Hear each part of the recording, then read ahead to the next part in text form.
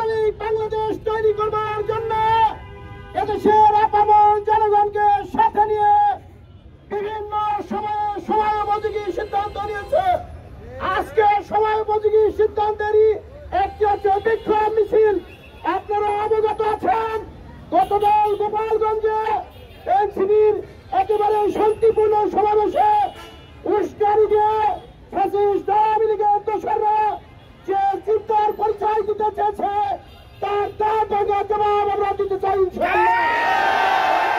জনতা আজকের এই মিছিল পরবর্তী সমাবেশে এক পর্যায়ে আপনাদের সামনে অত্যন্ত গুরুত্বপূর্ণ দিক নির্দেশনামূলক বক্তব্য পেশ করবেন বাংলাদেশ জামাত ইসলামী রাজশাহী জেলার সম্মানিত সেক্রেটারি, সাবেক নির্যাতিত ছাত্র নেতা, ছাত্রলীগ পূর্বে থেকে আমাদের প্রাণ প্রিয় নেতা জনাব গোলাম মুর্তজা ভাই, জনাব গোলাম মুর্তজা ভাই।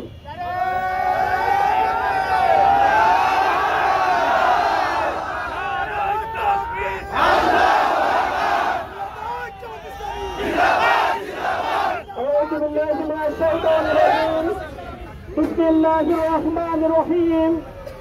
আপনারা ইতিপূর্বে জেনেছেন গোপালগঞ্জে জুলাই যোদ্ধার উপর ফ্যাসিস্ট পতিত সরকারের নিষিদ্ধ ঘোষিত আওয়ামী লীগ তাদের উপর হামলা করে জুলাই যোদ্ধাদের রক্তাক্ত করেছে। আমরা এই ঘটনার তীব্র নিন্দা প্রতিবাদ জানাচ্ছি। সংগ্রামী উপস্থিতি, গোপালগঞ্জ বাংলাদেশের পৃথক কোন জেলার নাম নয়। গোপালগঞ্জ বাংলাদেশের বিচ্ছিন্ন কোন জেলা নয়। স্বাধীন সার্বভৌম দেশের একটি জেলার নাম হচ্ছে গোপালগঞ্জ।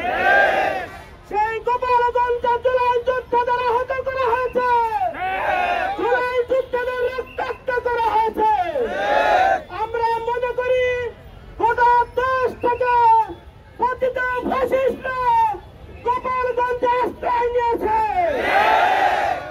সংগ্রামী তৌহিদি জনতা, আমি প্রশাসনের কাছে আবেদন জানাতে চাই, গোটা গোপালগঞ্জে তীরণ অভিযান পরিচালনা করুন। যারা রাস্তা নিয়ে হামলা করেছে তাদেরকে গ্রেপ্তার করে বিচারের আওতায় নিয়ে আসুন। তাদেরকে যদি গ্রেপ্তার না করেন, তাদেরকে যদি বিচারের আওতায় না নিয়ে আসেন, তাহলে গোটা দেশের তৌহিদি জনতাকে সাথে নিয়ে গোপালগঞ্জে লং মার্চ পরিচালনা করা হবে। গোপালগঞ্জ থেকে ফ্যাসিস্টদের উৎখাত না করা পর্যন্ত আমাদের আন্দোলন চলবে। সম্মানিত উপস্থিতি, তৌহিদি জনতা জুলাই বিপ্লবের পরে গঠিত এনসিপি নামক সংগঠন তারা বৈধভাবে তাদের পদযাত্রা শুরু করে। সারা দেশে পদযাত্রার অংশ হিসাবে গোপালগঞ্জে তাদের গতকালকে পদযাত্রা ছিল। সেই পদযাত্রায় নিরাপত্তা দেওয়ার দায়িত্ব ছিল প্রশাসনের। পুলিশ প্রশাসন নিরাপত্তা দিতে ব্যর্থ হয়েছে। আমরা মনে করি এই ব্যর্থতার দায় নিয়ে স্বরাষ্ট্র উপদেষ্টাকে পদত্যাগ করা উচিত। আপনি যদি পদত্যাগ না করুন, যদি পুলিশের ব্যর্থতা থাকে, এসপিডিসির ব্যর্থতা থাকে, তাদেরকে বিচারের আওতায় নিয়ে আসুন। সংগ্রামী উপস্থিতি, আমরা ইতিপূর্বে বলেছি আগে ফ্যাসিস্টদের বিচার করতে হবে। ফ্যাসিস্টদের বিচার ব্যতীত বাংলাদেশে নির্বাচন হইতে পারে।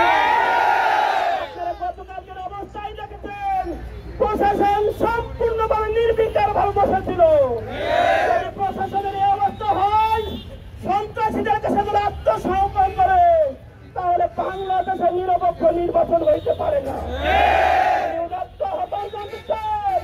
আগে ফ্যাসিস্টদের বিচার করুন, নিষিদ্ধ আওয়ামী লীগের বিচার করুন, এরপরে নির্বাচনের দিকে এগিয়ে যান।